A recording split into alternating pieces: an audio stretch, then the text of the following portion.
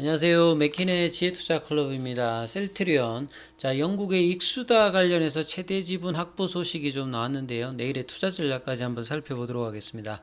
먼저 차트를 통해서 한번 살펴보도록 하겠습니다.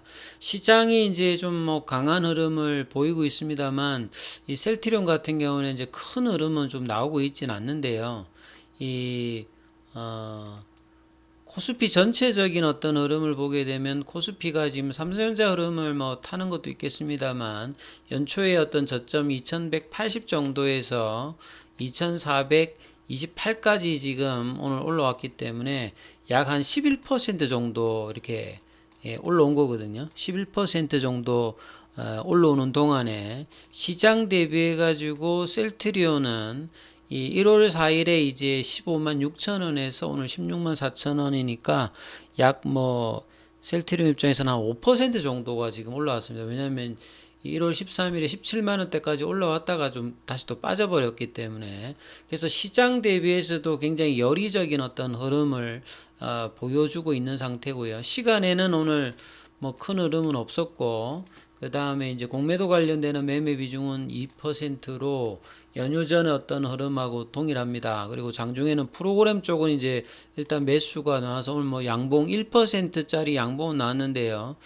이 수급상에서 보게 되면 오늘은 뭐 개인들만 좀 매도하고 큰 흐름이 또 이제 나오진 않았어요. 그래서 장중에 어떤 아침에는 이제 시장의 어떤 분위기를 좀 반영하면서 장중에 16만 5,300원까지 일단 올라갔고, 그러다가 이제 다시 좀 내려와서 16만 4,500원 정도 일단은 마쳤죠. 그리고 헬스케어 같은 경우에는 400원 정도 올랐고요. 셀트리온 이제 제약 같은 경우에는 한 600원 정도 올라서 뭐 이렇게 떨어질 때는 쉽게 이렇게 내려가고 시장이 이렇게 좀 뭐 좋을 때도 이렇게 크게 움직이지 못하는 어떤 흐름들이 계속 나오고 있는데요. 자, 오늘 뭐 이렇게 기사를 조금 살펴보면 오전에 나왔던 기사가 이제 이겁니다. 셀트리온 치면 영국의 익수다 관련되는 부분인데 익수다가 상장사는 아닙니다. 저 홈페이지에서 들어가 보시게 되면 요게 이제 익수다 테라피틱스 홈페이지예요. 그리고 이제 여기 이제 매니저먼트 이제 팀을 보시게 되면 데이비드 뭐 심슨 뭐 박사라든지 로버트 러츠라든지 이안 에버트라든지 뭐 제니 서스웨이라든지 이런 뭐 여러 분들의 어떤 내용들이 있죠. ADC 관련되는 부분이 있고 이제 파이프라인도 보시게 되면 빌딩의 superior ADC 쪽에서 굉장히 우월한 부분들을 뭐 한다. 그리고 보시게 되면 전반적으로 이제 페이지 1의 일상까지도 지금 하지 않고 거의 이제 전임상 단계에서 가장 빠른 게 이제 허투를 타켓으로 한 이 부분들이 조금 가장 그래도 전임상 과정에서 좀 빠르죠. 전체 한 5개 중에서. 그리고 뭐 유방암이라든지 위암 관련되는 부분, 요렇게 이제 되어 있는 부분이 있습니다. 그래서 셀트리온의 어떤 내용을 보게 되면 뭐 이전에 이제 2021년도 이후에 이제 뭐 이 계속 이제 투자를 했던 부분인데 이번에 좀 더 이제 해서 최대 지분을 확보했다는 소식인데요.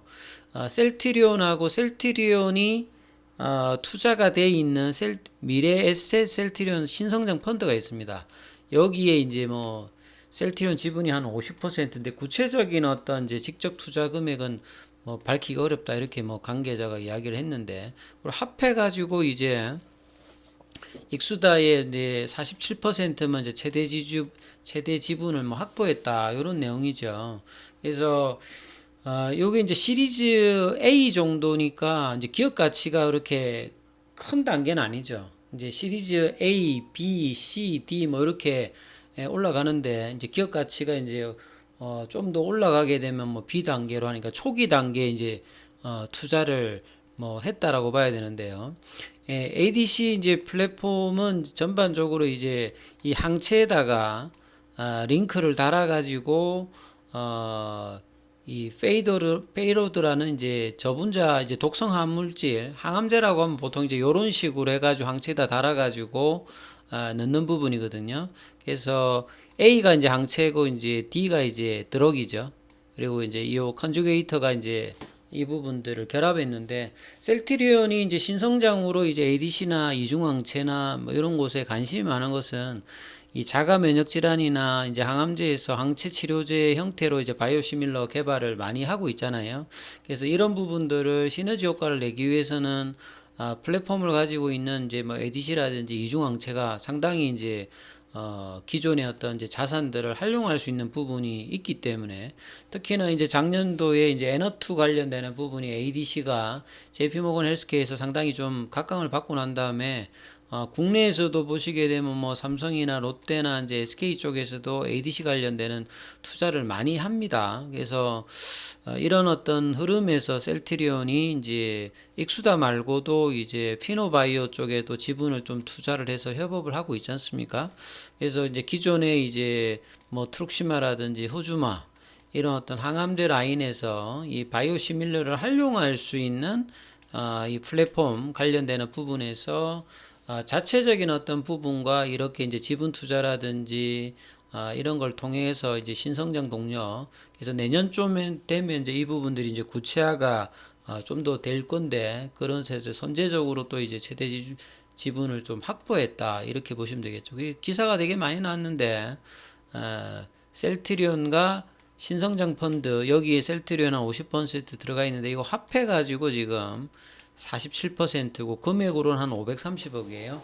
그래서 이제 A 펀드 시리즈 A 펀딩이기 때문에 그렇습니다. 이제 앞서 말씀드렸듯이 비상장사이고 상장 전에 이제 프리 이제 IPO 전에 이제 들어가는 게 이제 시리즈 A, B, C, D인데 아주 초기 단계의 어떤 펀딩이라고 보시면 되겠습니다. 그래서 앞서 이제 파이프라인에서도 전임상이 대부분이었기 때문에 조금 이제 이 플랫폼이라든지 파이프라인이 이제 가치가 있다라고 하면 향후 이제 개발되게 되면 셀트리 입장에서 굉장히 이제 요긴한 부분이겠죠. 장기적인 입장에서 뭐 그런 효과도 볼 수 있다 이렇게 봐야 될 것 같고요. 그래서 지금 한 5가지 정도 파이프라인이 있는데 앞서 이제 가장 빠른 게 이제 N2입니다. 이 허투 같은 경우에는 사실 이제 일반 세포에도 발현하는데 특히 이제 유방암 쪽에서 이제 허투 관련되는 이제 바이오마커가 많이 이제 발생하기 때문에 요걸 타켓으로 뭐 하죠. 유방암 쪽에서는 이렇게 이해를 하시면 될 것 같고요.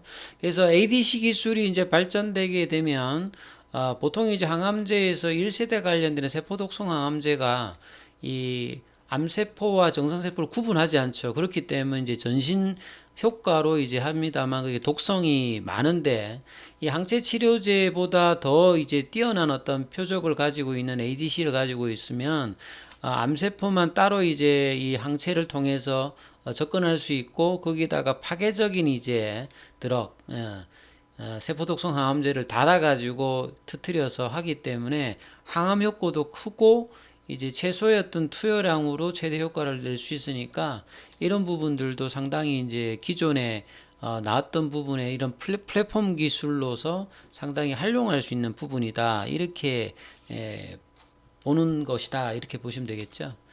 그리고 이제 셀트리온 입장에 사실 올해 내년 상당히 좀 중요한 부분입니다. 2013년도에 램시마로 EMA에서 승인받았던 어떤 해하고 비슷한데 그때도 사실은 뭐 주가로 본다라고 하면 셀트리온이 2013년도에 이제 연봉을 이제 이렇게 보시게 되면 2013년도에 이제 승인을 받았는데 주가가 올라간 거는 이때 올라갑니다.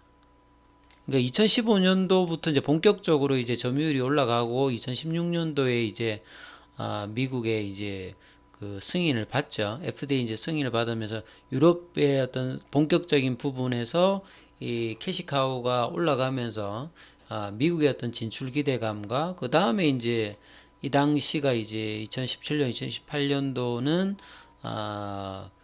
이제 코스피로 이제 이전하는 어떤 분위기로 이제 굉장히 좀 급등을 했다가 그 회계 논란이라든지 미국 시장이 제대로 이제 생각만큼 점유율이 빠르게 되지 않아서 다시 회계 논란으로 좀 빠졌다가 코로나 때 이제 레코로나 이슈로 이제 다시 급등했다가 이런 코로나 이슈가 이제 끝나면서 이 고점 대비해서 다시 내려와서 사실 주가로 보게 되면 2017년, 2018년 요런 어떤 지점이거든요. 근데 이 매출단이나 이런 부분들은 증가가 되었으면서도 되었고, 앞서 말씀드렸듯이 이제 올해 내년은 새로운 어떠한 부분, 특히나 미국의 직판으로 들어가면서 이 램시마 SC와 유플라이마 관련되는 기대감들이 언제쯤에 이제 반영되느냐, 이게 굉장히 어떤 중요한 어떤 시점이거든요.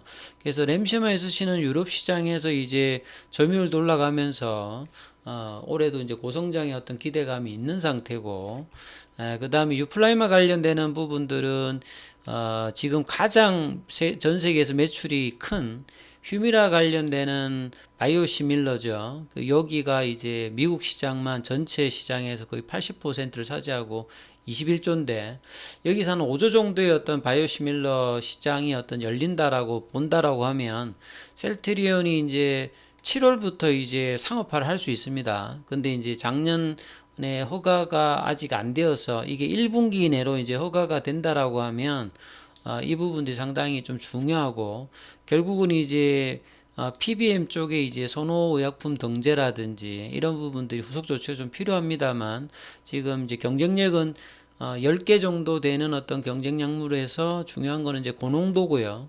그 다음에 이제 통증 유발하는 구연산염을 제거한 부분이고, 그 다음에 인터체인저블 관련되는 부분까지 지금 진행을 하고 있기 때문에 n분의 1 정도만 차지한다 하더라도 5천억대에서 1조 가까운 어떤 장기 어떤 매출이 나올 수 있는 어떤 부분을 직판을 통해서 또 준비를 하고 있기 때문에, 상당히 램시마 SC나 유플라이마나 이 베그젤마 관련되는 부분은 셀트리온이 유럽 시장뿐만 아니라 미국 시장에서 직판을 통해서 얼마만큼이 이제 이 캐파를 질적으로 양적으로 늘릴 수 있느냐가 올해 내년에 가장 어떤 중요한 부분이, 여기에 성공해야 향후에 이제 2030년도까지 어떤 셀트리온의 어떤 바이오시밀러 확장과 이런 어떤 기반으로 이제 신약 회사의 어떤 도약이 이제 가능한 부분이겠죠.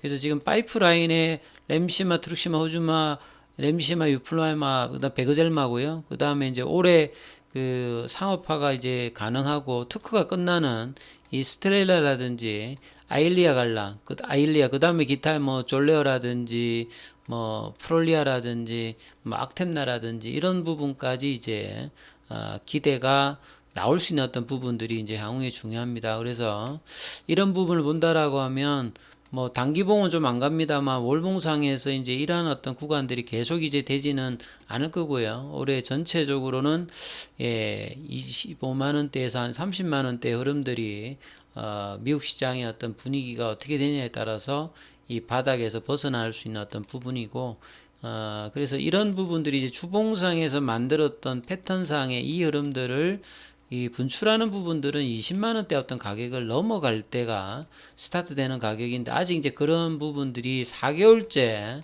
옆으로 플랫 조정을 하면서 못 가고 있는 부분들이 좀 답답한 부분이죠. 그래서 이런 부분에 이제 수급의 영향도 있겠습니다만, 점진적으로 이 부분들이 이제 언제쯤 하느냐, 그리고 이제 3월달 주총전에 여기에서 더해서 이제 알파 전략을 갈 수 있으려고 하면, 사실 이제 합병에 관련되는 이슈를 회사가 어떤 식으로 얘기해 주느냐가 가장 또 이제 단기 이제 모멘텀 측면에서 굉장히 좀 중요하다, 이런 말씀을 드립니다. 그래서 이 부분 좀 참조를 하셔야 될 것 같고요. 단기적으로는 일단 이제 21 이평선에 다시 이제 일단 닿았기 때문에 요게 좀 지지되면서 여기 연봉을 좀 제끼는 부분이 이제 주후반에 나오느냐, 그러면 다시 이제 다음 주에는 이제 이 17만 원 그리고 볼린저 밴드 상단을 갈 수 있는 어떤 흐름들이 나오는 게 중요하죠. 그리고 오늘 양봉이 좀 의미 있는 거는, 그래도 이제 더 떨어지면 다시 이제 이 파라볼릭 자가 추세 전환으로 바뀌어 버리거든요. 근데 이게 바뀌지 않는 상태에서 일단은 양봉이 일단 좁게라도 일단 나왔다는 부분이고요. 그리고 이제 이 주봉상에서는 5주 연속으로 지금 이제 눌러져 있는데요.